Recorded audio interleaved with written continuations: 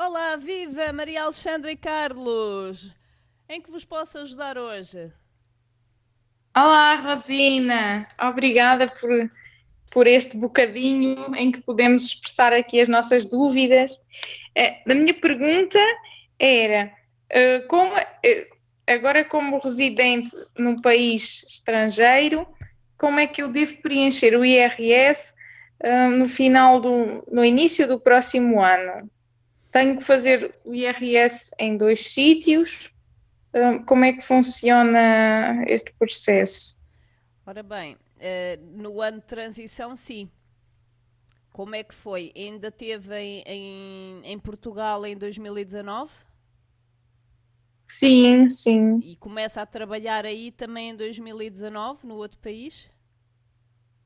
sim. Ah, Aí. então, pois, então nesse caso é, porque repare, como teve aqui mais de 185 dias, consideram-na como residente e até por antiguidade. Por isso, convém ter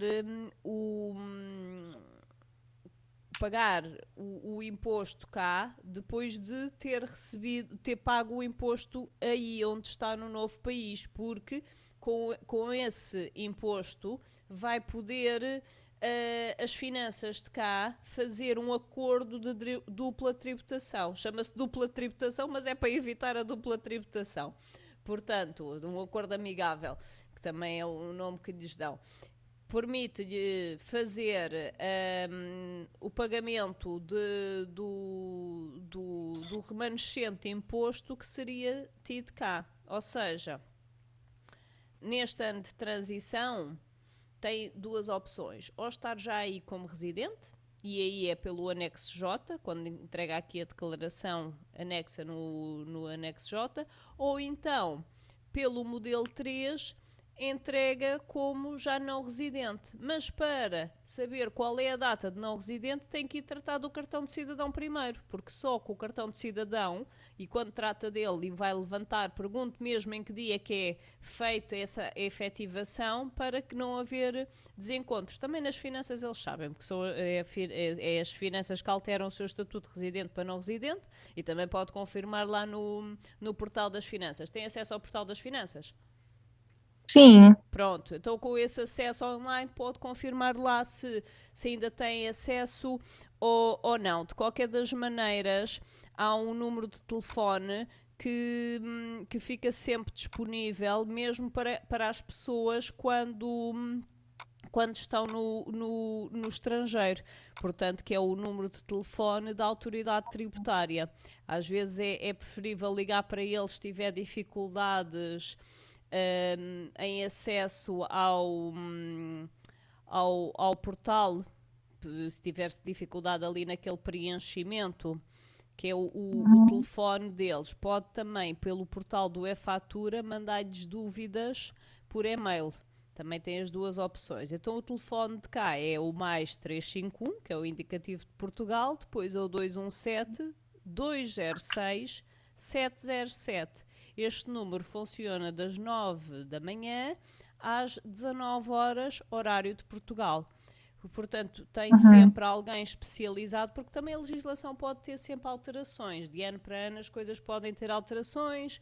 Há convenções específicas com uns países, com acordos que não há com outros. Portanto, nem sempre tudo se passa da mesma maneira. Mas à partida é de informar-se atempadamente junto de uma autoridade tributária do país onde estão e do vosso país de origem, que é Portugal, para verem, no caso concreto, qual é que é a melhor forma. Mas à partida, no ano de transição, é necessário declarar em ambos os casos para não haver problemas. Outra coisa que vos aconselho é levarem sempre as certidões de não dívida às finanças, à segurança social, Uhum. levem também peçam um histórico das vossas contribuições para, para a segurança social, porque isso tudo Histórico das contribuições, onde é que eu posso tirar? é no portal das Fazer. finanças.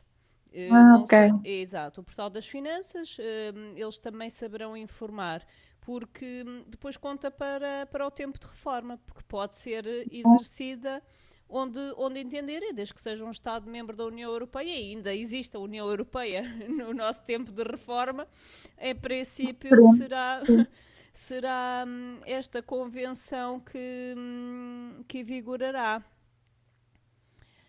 Ok. Eu também tenho uma dúvida que vem um bocadinho junto com esta, que é se quando vou para o estrangeiro tenho que deixar de ser residente em Portugal, ou posso continuar a ser residente em Portugal? Bom, indo pontualmente ao estrangeiro, pode continuar a ser. Indo definitivamente para o estrangeiro, fica complicado, porque, sobretudo, pela questão fiscal no país para onde vai.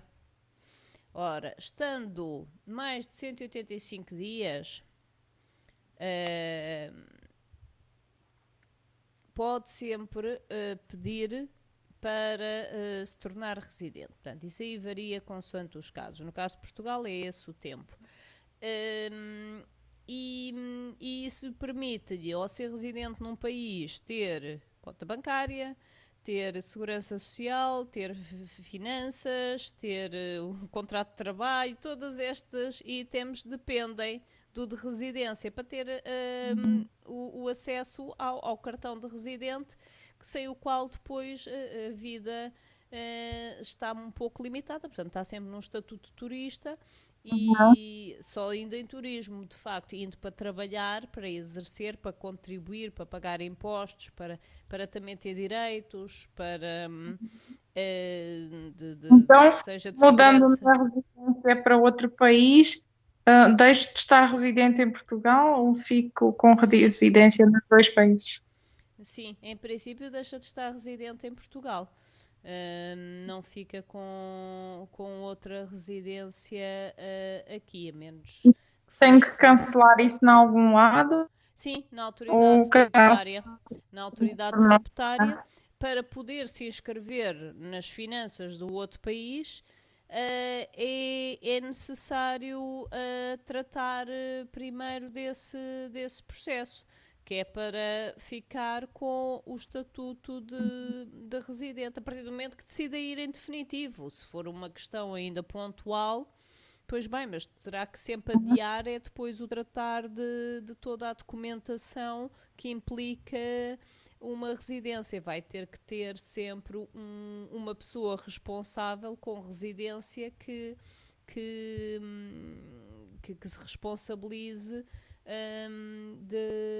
das outras situações. Portanto, porque o visto de entrada é diferente. Um visto de entrada para trabalho implica a residência, implica que está tratado, tem um contrato de trabalho. Um visto de turismo é um visto pontual e poderá ser renovado. A questão está é como é que o país encara a pessoa que está nele. Se a encara como uma pessoa pontualmente ali ou a encara como um cidadão sujeito àquelas regras e com direitos e deveres completos. Pronto, e justamente porque envolvendo ir trabalhar, fica complicado para os países estar sempre a fazer este tipo de acordos e de ginásticas e a ver quanto é que a pessoa já tributou de um lado e quanto é que agora tem que tributar do outro. Pronto, não é minimamente expedito nem para eles, nem para os Estados, nem para vocês estarem todos os anos a pensar nisto. Mas informem-se bem como é que será a via certa. Este atendimento é gratuito, portanto só terão o preço de uma chamada para Portugal e é a melhor página para fazerem esse tipo de questões é com o portal das finanças, tanto através de e-mail, como através pelo e-balcão, como através do telefone 217 206 707, que funciona das 9 da manhã às 7 da tarde, horário de Portugal. Antes disso tem o indicativo português, o 00351, e no qual podem tratar dessas questões. Ok, obrigada, Rosina. Já agora uma segunda pergunta. quando uma pessoa se ausenta do país, deve ficar, cancelar a sua conta bancária ou como é que faz em relação ao banco? E, e também quais são as implicações de ter uma conta, hum, em Portugal e no estrangeiro? Uhum. É uma boa questão, obrigada. Ahm, ainda, ainda temos bancos nacionais, não será se calhar por muito mais anos, mas ainda são uma realidade que existem. Nesse sentido, prende-se com a facilidade e com a proximidade que têm ao banco. Hoje em dia já se faz o uso do banco pela internet e as distâncias acabam por se atenuar muito. Contudo, a nível de pagamentos aos organismos públicos e de reembolsos dos organismos públicos para vós, é preferível utilizar um banco de aceitação comum nesse país. Que poderá ser o caso. Há bancos nossos que têm impostos em várias partes do mundo. E nesse caso não há necessidade de mudar a entidade bancária. Mas nesse caso, o melhor sítio para se informarem no país para onde vão é o Banco Central desse país. Porque o Banco Central desse país vai vos informar das questões legais antes de chegarem ao balcão de algum banco e dizerem-vos que é de uma dada maneira, porque sabem que são pessoas que não são daquele país e mais dificilmente vão fazer recurso a tribunais ou no caso de haver alguma questão menos correta da parte deles convosco. Por isso, todas as pessoas em situação de imigração que estão pela primeira vez num país são geralmente o alvo preferido de certas instituições de serviços menos éticas para cobrar taxas abusivas, para não prestar os serviços que são respectivos, porque sabem que são pessoas que têm mais dificuldade em se mexer dentro das estruturas existentes, de um apoio ao consumidor, desse tipo de situações. Portanto, junto do Banco Central do país para onde vão, é importante saberem quem é que é o número de atendimento, de apoio à pessoa, quais é que são os direitos e as obrigações que têm nessa matéria para, de uma forma informada, escolherem. Tanto mais que quando se dirigirem de facto a um banco comercial e disserem que já vêm da parte do Banco Central, eles de certeza que vão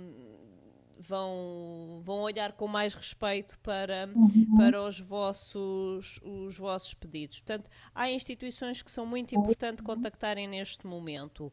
O Banco Central, já mencionei a questão da própria embaixada, das duas, portanto, do consulado de Portugal nesse país e da embaixada cá desse país, porque tratam justamente com ambas as situações, e a segurança social desse país, bem como o serviço de finanças, pois todos eles trabalham integrados uns com os outros, portanto aí vão obter a melhor forma, porque hoje em dia abrir e fechar uma conta bancária é uma operação simples.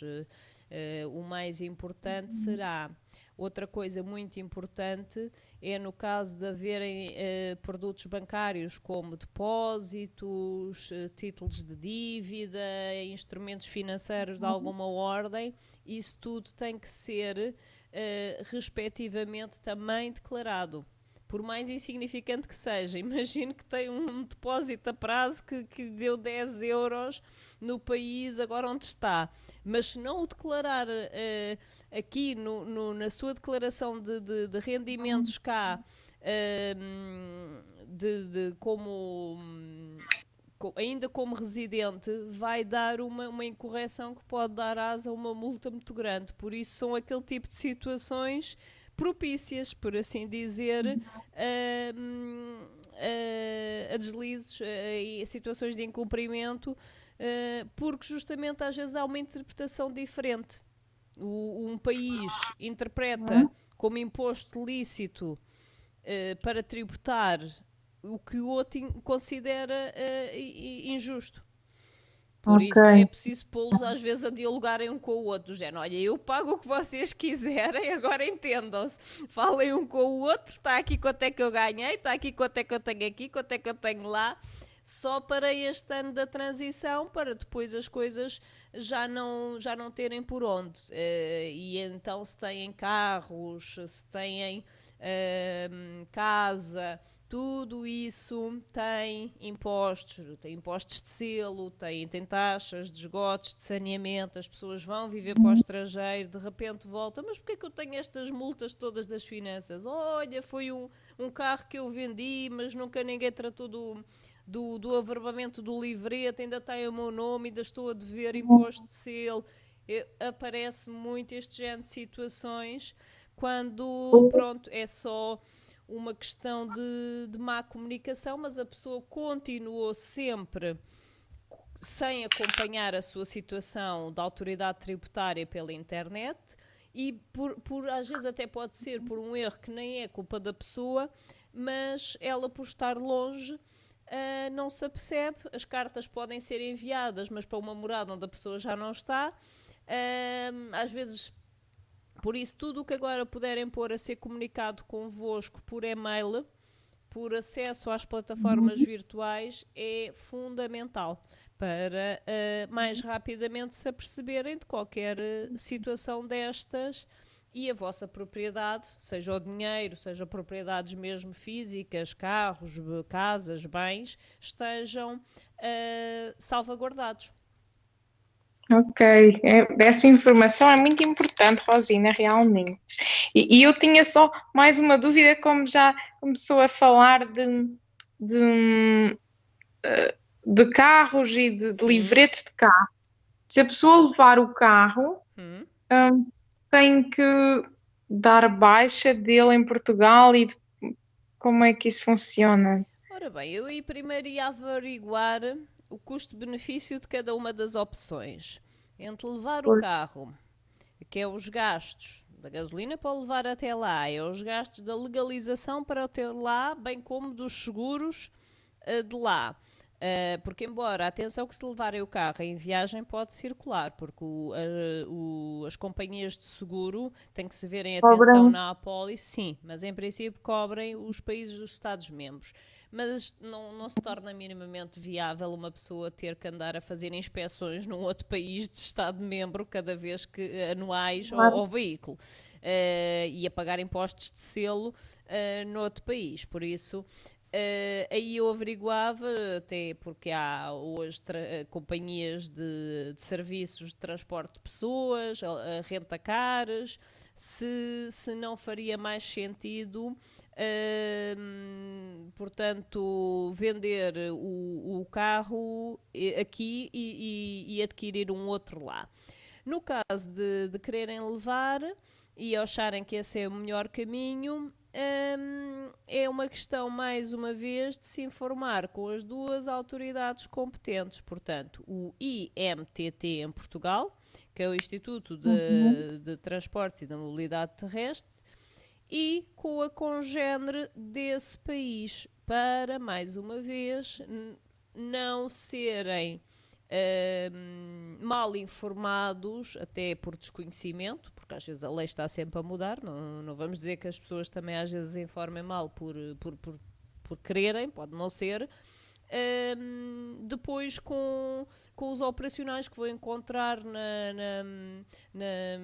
na alfândega, com a polícia que possa abordar na estrada, pronto, para não haver aqui nenhum problema, era preferível informarem-se, porque é um carro de matrícula portuguesa, portanto isso vai sempre ser algo um pouco invulgar lá. Por isso, ao ser tratado na alfândega, faz um abrevamento para outra matrícula e o carro paga uma taxa. Geralmente essas taxas são muito pouco convidativas para justamente incentivar a renovação da frota automóvel e para evitar este tipo de operações. Contudo, há países nos quais se processa desse modo. Mais uma vez, eu recomendo sempre que se informem com as autoridades públicas e não diretamente, vou ali a um vendedor de carros que ele de certeza que sabe. Se não souberem, inventam, não é? Obviamente não vão perder o cliente. Por isso, como as leis mudam e inclusivamente há países que até dão subsídio de gasolina e de custos para as pessoas deslocadas a mais quilómetros do posto de trabalho, e isso tem isenções na parte fiscal. Portanto, depende da região para onde vai. Imagino que está numa região mais isolada, onde as pessoas têm que fazer grandes distâncias de veículos. A questão do veículo é vista de uma maneira mais importante, como de facto um bem essencial. Se está num grande centro, onde há uma pluralidade de transportes, poderá não haver tanto apoio dessa parte. E ainda, em relação à parte dos descontos, não esqueçam de levar em papel, porque um papel oficial na vossa mão é sempre uma boa garantia. Porque nós sabemos que as autoridades podem pedir a um país e outro, mas enquanto isso vai e vem, demora muito tempo. Agora, um papel oficial com a relação dos descontos, com a situação regularizada no país de partida, já devidamente entregue no modelo europeu para poder estar já autenticada pelo próprio serviço em inglês e ser legível, é uma grande mais-valia, é uma grande vantagem. Deixo-vos isso como bónus extra, como dica extra. Boa, obrigada, Rosina. Obrigada também. Foi um prazer ouvir tantas informações úteis e espero que continue com o seu programa por muitos bons tempos, que vai ajudar muitas pessoas. Obrigada.